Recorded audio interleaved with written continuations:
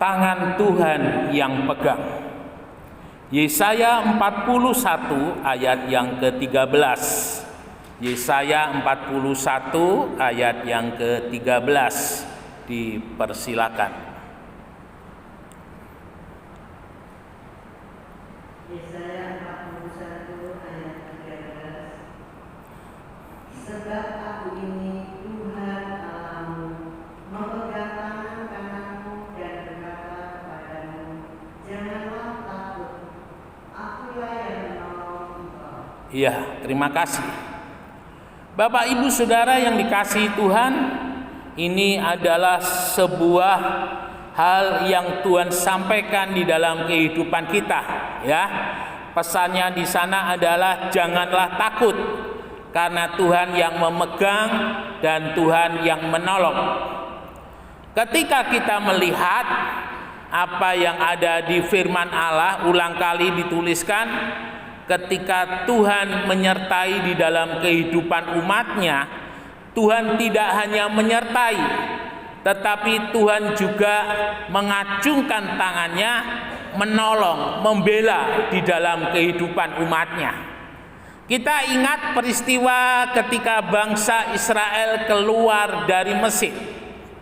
Bapak Ibu Saudara, ketika bangsa Israel keluar dari Mesir, itu bukan 10 atau 20 orang, tetapi yang dibawa oleh Musa itu kurang lebih 2 juta orang, ya, kurang lebih. Nah, kita melihat Tuhan memimpin di dalam kehidupan bangsa Israel itu begitu luar biasa. Kalau Bapak Ibu Saudara mau sedikit membayangkan, ya, 2 juta orang itu kalau baris itu enggak tahu itu jaraknya, mungkin bisa Tuban Montong lebih atau Tuban Meraurah kira-kira. Nah, yang luar biasa, Tuhan tidak hanya menyertai, tetapi ada pernyataan yang Tuhan lakukan, di mana sepanjang perjalanan bangsa Israel lebih kurang 40 tahun, selalu ada tiang awan di siang hari dan tiang api di malam hari, ya. Tiang awan melindungi bangsa Israel dari panas. Tiang api menghangatkan bangsa Israel dinginnya daripada gurun. Nah, saudara-saudara,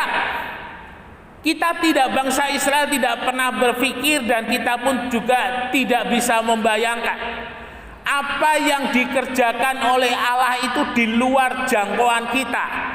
Apa yang dikerjakan oleh Allah itu adalah sesuatu hal yang tidak bisa kita terima dengan akal, ya. Mungkin kita berpikir bagaimana Tuhan bisa membawa 2 juta orang itu, apakah mereka tidak kepanasan? Itu adalah pikiran manusia. Kalau sudah panas di padang gurun, tentunya mereka akan menjadi lemas.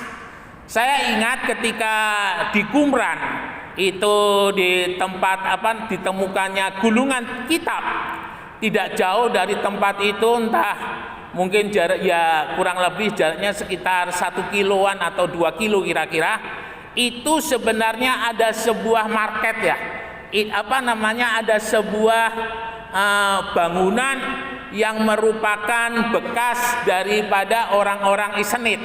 Jadi orang-orang Isnit itu diperkirakan mereka itu adalah suku bangsa yang di dalamnya ada Yohanes Pembaptis, ya.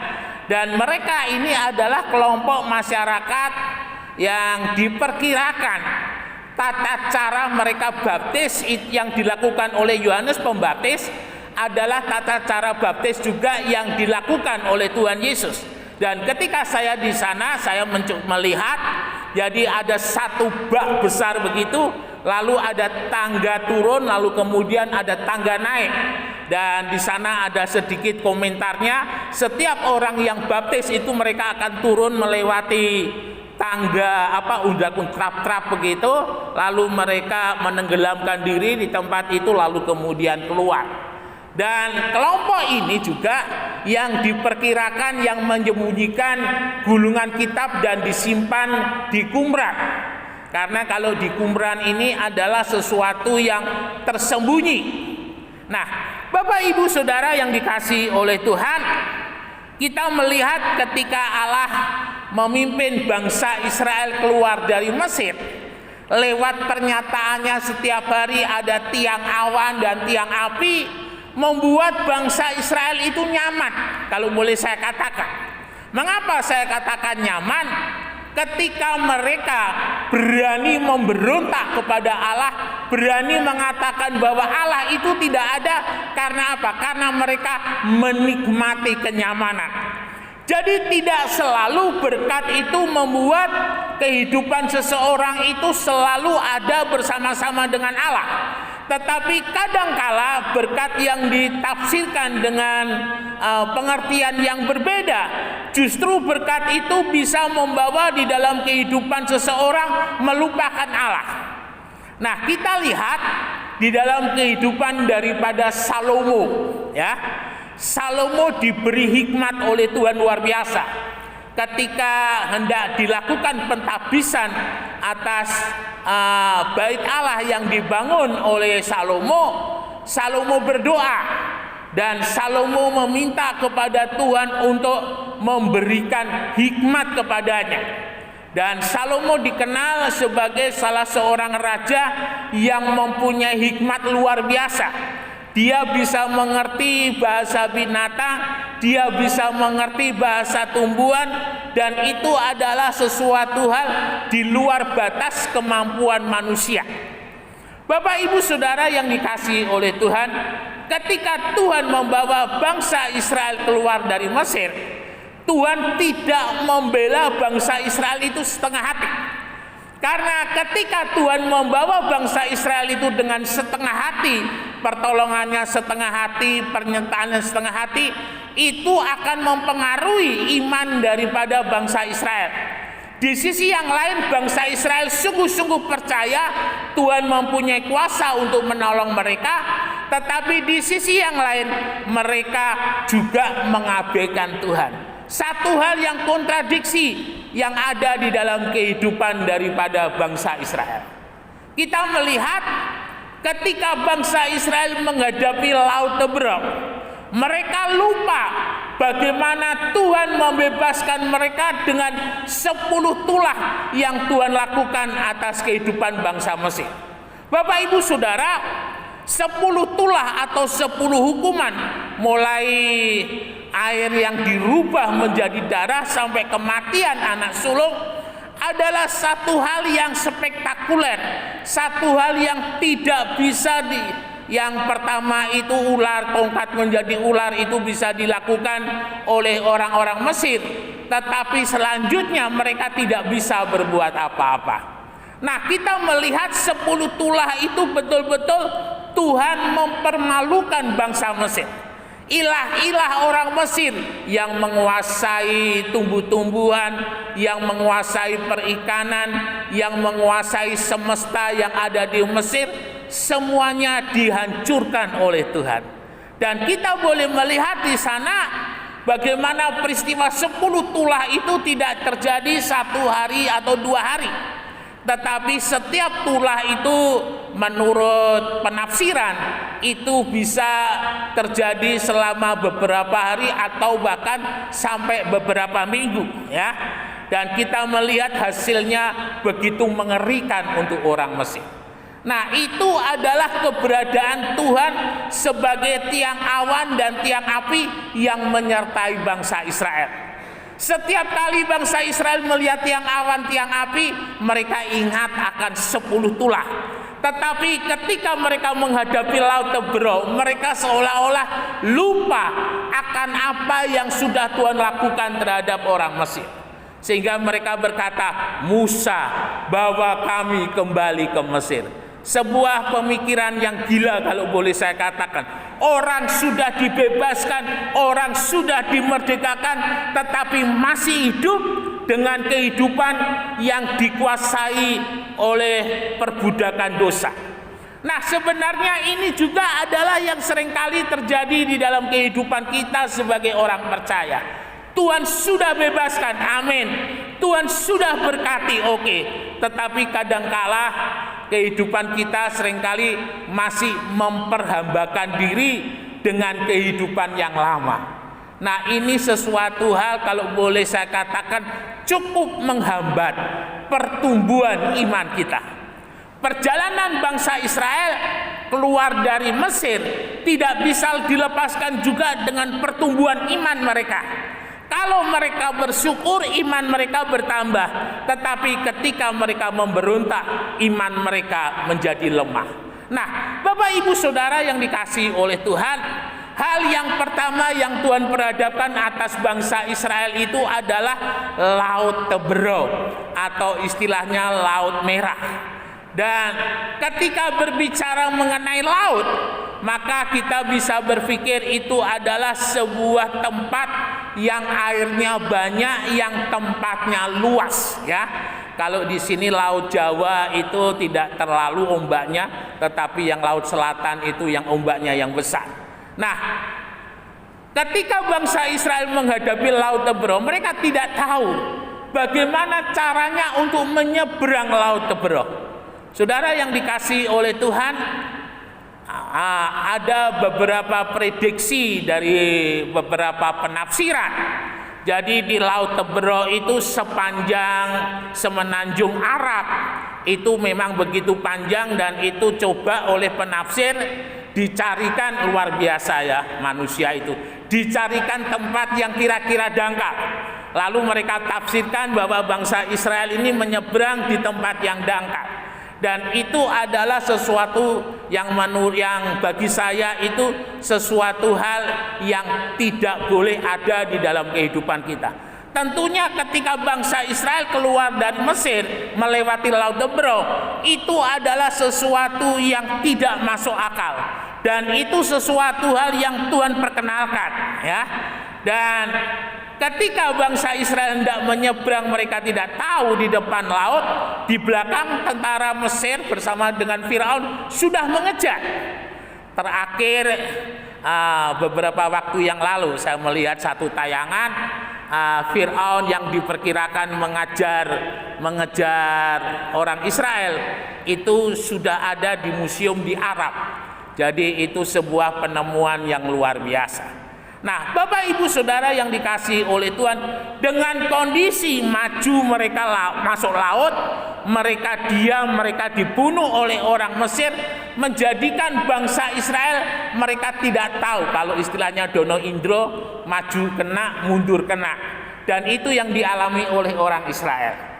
Bapak Ibu Saudara, kadang di dalam kehidupan kita menghadapi seperti itu, ya. Satu masalah belum selesai, ada masalah lagi. Belum selesai, ada masalah lagi. Dan kalau saya bisa gambarkan, kehidupan kita diombang-ambing, maju kena, mundur kena. Nah, kita melihat ketika Musa diperhadapkan dengan Laut Teberau dan Tuhan katakan, besok di hadapan umat Israel angkat tanganmu. Bapak Ibu Saudara, salah satu ibadah penting di dalam kehidupan orang percaya untuk mereka menyembah Tuhan adalah mengangkat tangan, ya. Dan kita tahu ketika mengangkat tangan itu juga tanda menyerah ketika pertempuran terjadi. Dan ketika mengangkat tangan, tidak ada sesuatu yang dibawa oleh tangan kanan, tidak ada sesuatu yang dibawa oleh tangan kiri. Dan ketika dia mengangkat tangan, tidak ada kekuatan apapun di dalam kehidupannya.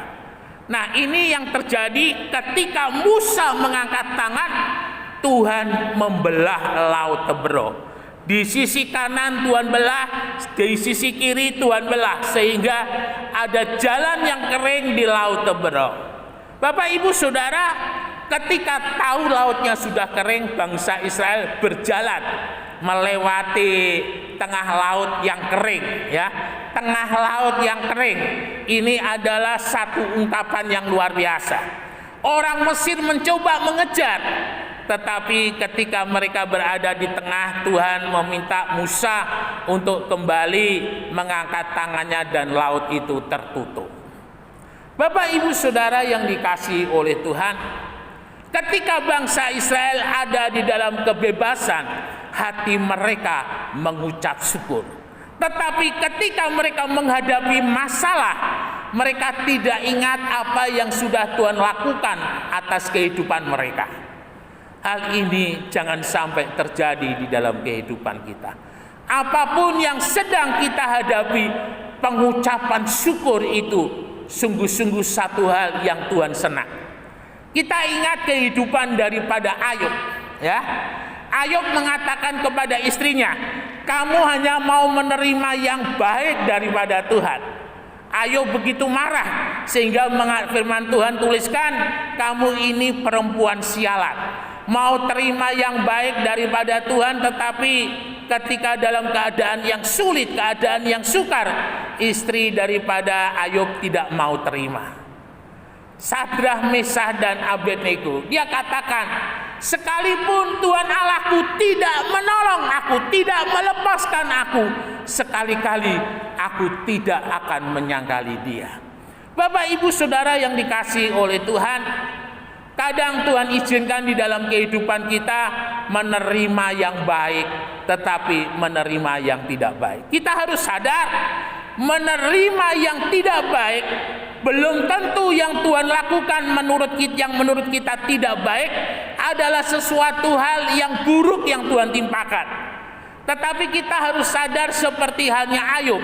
Tuhan izinkan 2 kali Ayub dicobai oleh iblis. Yang pertama harta bendanya habis, yang kedua fisiknya, tubuhnya diserang dengan penyakit buruk. Tetapi kita melihat yang dikatakan Ayub, Tuhan yang memberi, Tuhan yang mengambil, terpujilah nama Tuhan.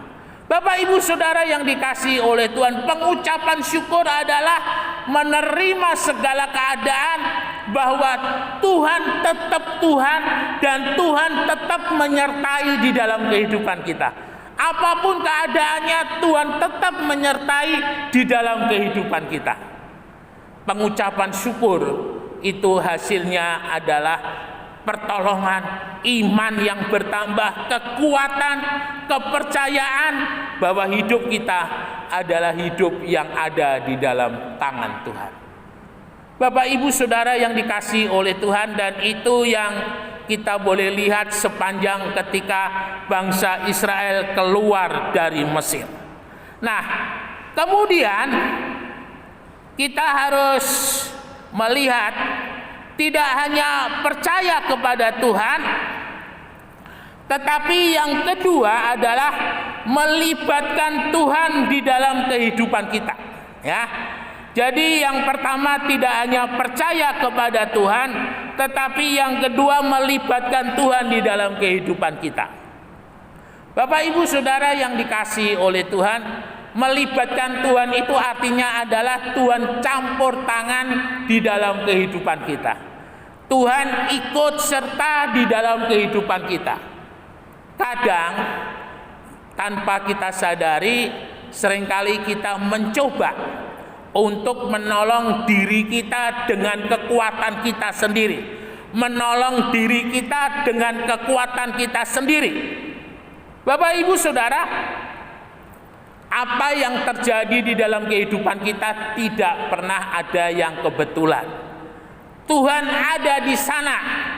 Tuhan kadang berbicara melalui berkat-Nya, Tuhan berbicara kadang melalui masalah yang kita hadapi. Nah, ini yang kadang kurang disadari di dalam kehidupan orang percaya. Ketika mereka ada masalah, sehari 2 hari mereka berdoa, tetapi 3 hari 4 hari dan seterusnya mereka, kalau boleh saya katakan, mulai mencoba belajar menyangkali Tuhan. Tidak lagi berdoa, tidak lagi berserah, mulai mencari-cari pertolongan dengan kekuatan sendiri. Artinya menjauhkan diri. Nah, ini bahaya, Saudara. Ketika di dalam kehidupan kita mulai menjauhkan diri dan tidak melibatkan Tuhan, karena dengan menjauhkan diri, iman kita kepada Tuhan semakin jauh. Dan ketika iman kita kepada Tuhan semakin jauh, itu sama halnya kita tidak mengizinkan Tuhan campur tangan dalam hidup ini. Kita ingat yang dialami oleh Yunus, ya. Yunus diperintahkan oleh Tuhan, kamu pergi ke Niniwe, ke Irak. Kalau sekarang diperkirakan tempatnya di Mosul di Irak, tetapi Yunus pergi ke Tarsis di Iran. Jadi satu tempat yang berbeda. Bapak Ibu Saudara yang dikasihi oleh Tuhan, ketika Yunus tidak pergi ke Tarsis tetapi Yunus tidak pergi ke Niniwe tetapi pergi ke Tarsis, Tuhan ingatkan, ya. Tuhan ingatkan melalui banyak hal, sampai yang terakhir ketika di kapal nakoda itu melihat angin begitu besar, lalu kemudian nakoda bilang, saya tidak tahu ini mengapa, biasanya tidak pernah terjadi seperti ini, kok hari ini seperti ini. Lalu dia katakan, saya akan buang undi, nanti yang kena dia yang harus kita lempar ke laut. Nah, Bapak Ibu Saudara, mungkin ada ini ya, kalau pada waktu yang lampau itu mereka pakai apa, biting ya, pakai biting, lalu kemudian kalau bitingnya itu lebih kecil berarti dia yang melakukan. Dan ketika dibuang undi dan Yunus mengambil undian itu, ternyata Yunus yang kena. Sesuai dengan kesepakatan, ya, mereka akan melemparkan Yunus ke dalam laut. Dan Yunus mengaku ini semua adalah karena salahnya. Dan kita lihat dalam firman Tuhan dijelaskan, setelah Yunus diikat, setelah Yunus menyerahkan diri kemudian dilempar ke laut, angin menjadi reda. Bapak Ibu Saudara yang dikasihi oleh Tuhan, yang menarik, ternyata Tuhan izinkan Yunus berada di dalam perut ikan yang ikannya cukup besar, ya. Ada banyak kali orang bisa menafsirkan ikannya itu entah ikan paus, ikannya itu entah ikan hiu atau ikan apa, ikan yang besar.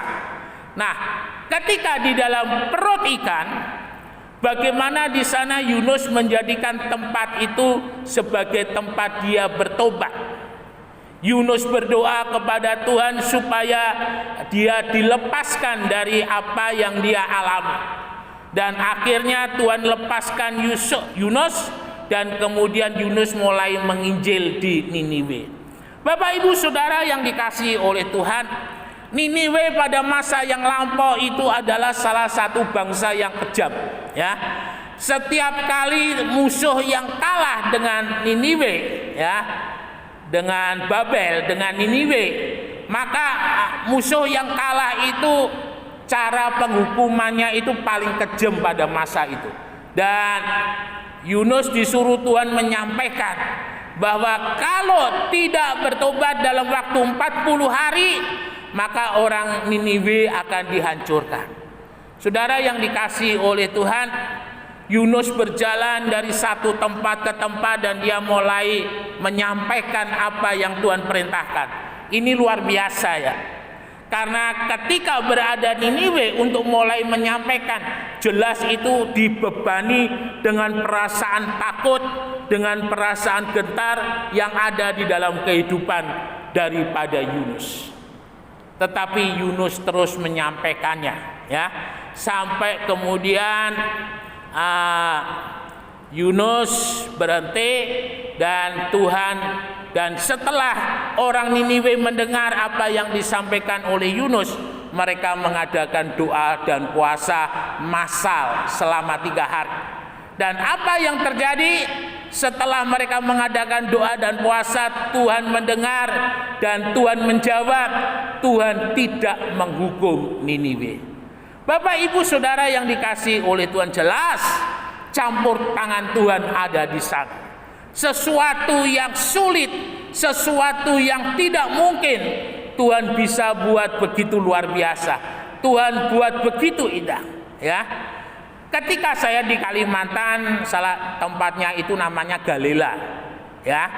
Dan ketika saya melayani di sana, saya tidak tahu bahwa di Galela itu lapangan itu, depannya lapangan itu memang gereja, itu adalah tempat ibadah kita, ya. Dan di sana ketika saya turun dari mobil, saya dibuat terkejut karena orang yang datang itu sudah ribuan, Bapak Ibu Saudara. Mereka duduk di kursi dan mereka berdiri.